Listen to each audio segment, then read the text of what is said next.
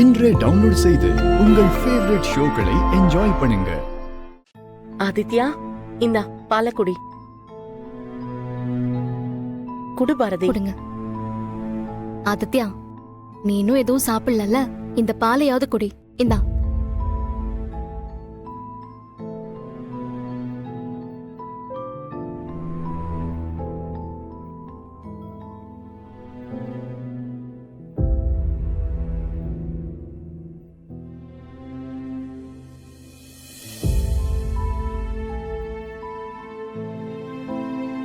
ஆதித்யா, ஏன்டா இப்படி பண்ண?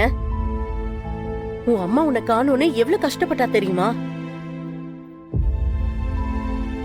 சரி விடுங்க, அதான் வந்துட்டான்ல. இப்ப எதுக்கு அதை பத்தி பேசிக்கிட்டு? அவன் போய் கொஞ்ச நேரம் ரெஸ்ட் எடுக்கட்டும். கேக்குறதுல என்ன தப்பு இருக்காதே? ஆதித்யாவை காணோன்னு பாரதி எவ்வளவு கஷ்டப்பட்டாங்கன்னு நாம எல்லாரும் பாத்துட்டு தானே இருந்தோம்.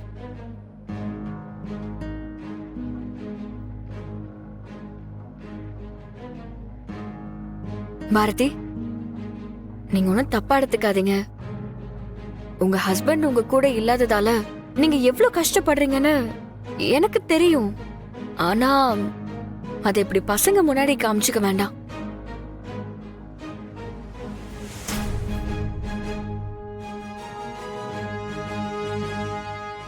அப்படி பண்றதால தேவையில்லாம குழந்தைங்களோட மனசுதான் பாதிக்கப்படுது. ஒருவேளை அவனை யாராவது கூட்டிட்டு போயிருந்தாலோ, இல்லனா அவன் போற வழியில ஏதாவது கார் வந்து இடிச்சு ஆக்சிடென்ட் ஆயிருந்தாலோ என்ன பண்றது சொல்லுங்க?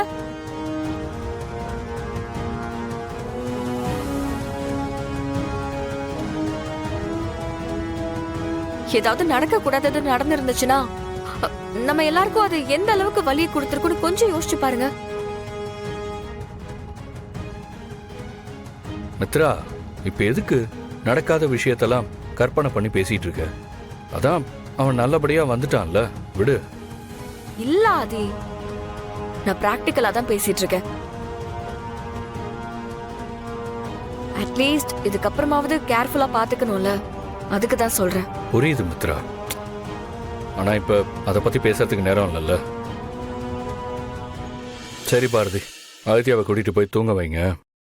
அவன் நல்லா ரெஸ்ட் எடுக்கட்டும். ஆதித்யா, வா போய் தூங்கலாம். அம்மா, இன்னும் ஒரே ஒரு தடவை மட்டும் சாமி கிட்ட போய் எங்க அப்பாவை கண்டுபிடிச்சு கொடுன்னு கேட்டுட்டு வட்டா?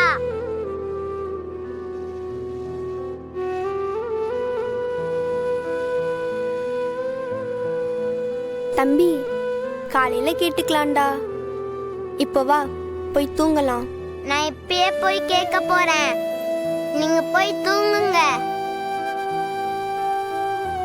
ஆதி, ஆதித்யா,